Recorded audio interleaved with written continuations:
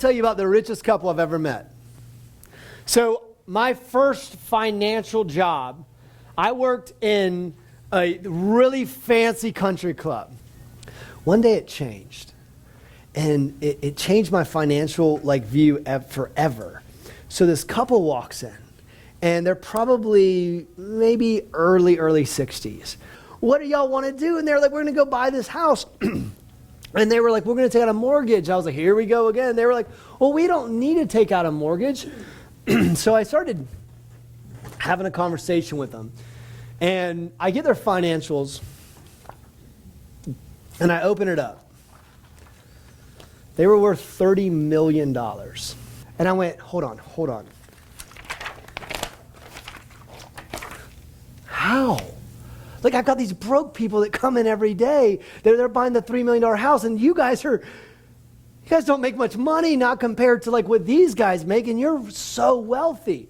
And so, of course, I asked, well, how? Right? How in the world did you do it?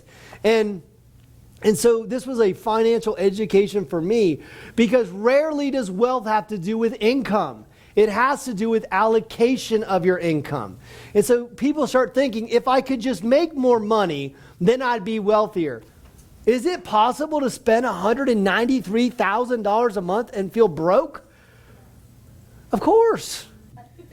So here's what they did. What they did was they didn't make a lot of money, and it was back in the 1970s, and what they did was they really aggressively paid off their home. And so they got really aggressive on paying off their home, and when their home got when they got paid off, what happened was the real estate market went through the roof. They sold the house, they made a huge amount of money, and instead of going to buy the next big house with the gains, they actually they kept their living expenses the same. And then they took that money, they bought a piece of real estate in Florida, a condo. When the real estate market went through the roof again, they sold both of those homes and then bought 4 homes, and you can kind of figure it out from there. And it was one of the most beautiful things that ever happened in my career, because I spent some really good time and I got to know them pretty well. Really great people. By the way, do you think that they eventually got to go on some pretty exotic vacations and do some exotic things? Yeah, of course they did. And so what ends up happening is, why am I sharing that with you today, is because we keep telling ourselves the reason I don't have the life that I want to have or whatnot is because I don't have enough money in my bank account, or because the doctor's not paying me enough, or because whatever reason. I'm telling you, it's not true. It's not true. Rarely does wealth have to do with your income. It has more to do with your allocation. Now, I know as I'm saying that, some of you are thinking to yourself, Eric, but you don't know what's in my bank account. You don't know. If you knew what my finances look like, I'm different. My situation's different. Come on. We all go through financial hardships. We all go through difficult times. I'm just telling you. And so what ends up happening is people make different decisions.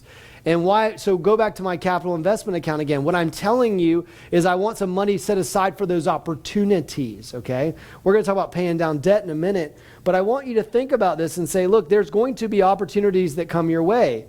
It doesn't matter what your income is, okay?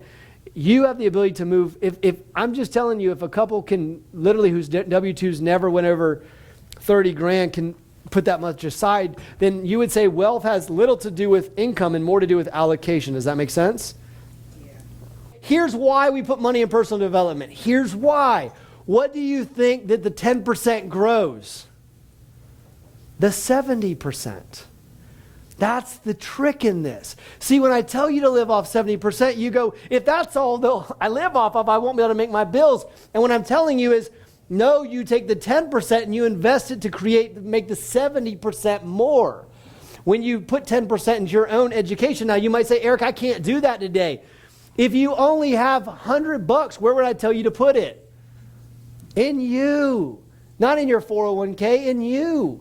Because I think you should invest in your own self-education. I think you've got to grow yourself individually. Does that make sense? And what ends up happening is, well, no one's telling us to do that.